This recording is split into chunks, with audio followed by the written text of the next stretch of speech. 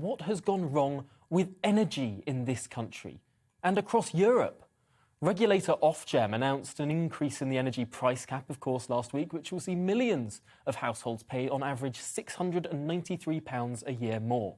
Of course, this is only catching up to the wholesale of price surge that has already bankrupted dozens of energy companies. And now the boss of British gas owner Centrica has warned that household bills could see a further increase in the autumn, on top of the 54% hike set to take place in April. Now, last week, of course, Rishi Sunak has announced a plan to offset some of the coming price hike by offering cash to help pay the bills. But will this really make a difference? Does it tackle the underlying issue? Frankly, this is a crisis of supply, and we do not have enough energy. We haven't produced enough of our own, and we know what happens with the laws of supply and demand. Well, let's talk through all of this now with the economist and wealth advisor Jonathan Davis. Welcome to the programme, Jonathan. It was a package of measures announced by the Chancellor last week that will go about half the way to make up the increase in prices. Is there a risk here that just dealing with that side of things rather than the supply side could actually be inflationary? Well, politicians doing what politicians do, which is focus on the ultra short term and the polls rather than actually solving long-term problems. This has been building easily for 10 years.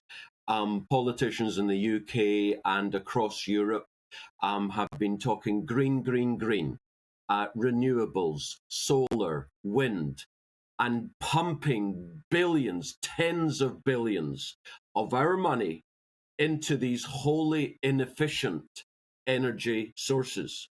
So where we are now is that after 10 years of the oil and gas companies effectively not being allowed to find oil and gas and produce it, as you say, we have a problem of undersupply while we have rising demand, soaring indeed, for oil and gas.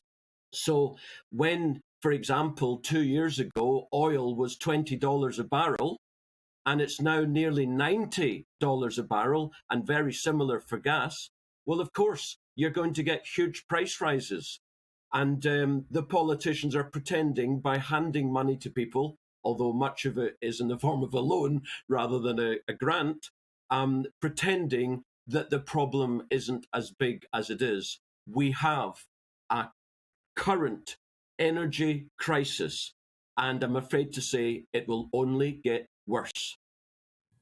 This is an incredibly downbeat analysis. And of course, we know that many countries around the world have committed to move away from some of the dirtier fuels. We know that it's probably a good thing that we've moved away from coal in large part in this country.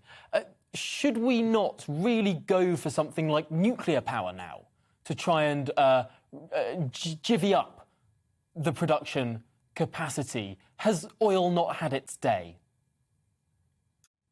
There's a number of issues there. I would just proceed by saying at COP26 at my original hometown of Glasgow, Johnson and his cronies came out as the most green politicians on the planet. Well, that's great, because their millionaire and billionaire mates can afford high costs of energy, but the bottom 95% are finding it in crisis. So oil certainly has not had its day. On the contrary, it will take decades, literally, to move from oil and gas and coal to renewables, which is what the political elite and the globalists want to happen. Decades. I'll be amazed if they can even achieve it before 2050. Which is even then unlikely. And then your other point is nuclear. I'm a massive supporter of nuclear energy. And of course, it's the most efficient producer of energy. It's the cleanest energy on the planet. And yet the politicians don't like it. Well, On that point, interestingly, European countries have got it even worse energy-wise than we do, believe it or not. And it's very interesting that literally in the last couple of weeks, after how many years of the European Union, the European Commission saying nuclear is bad, nuclear is dreadful, all of a sudden, with the price of their energy going through the roof and then going cap in hand to Vladimir Putin saying, please continue to send us your gas and your oil, all of a sudden, the European Commission is finally saying, do you know what? Nuclear isn't so bad after all. And that actually is a move that's coming across the planet. And eventually, finally, we'll get the politicians saying, do you know what? We'll need to build more nuclear power stations. The problem is, it takes a minimum of 10 or 15 years for them to come online.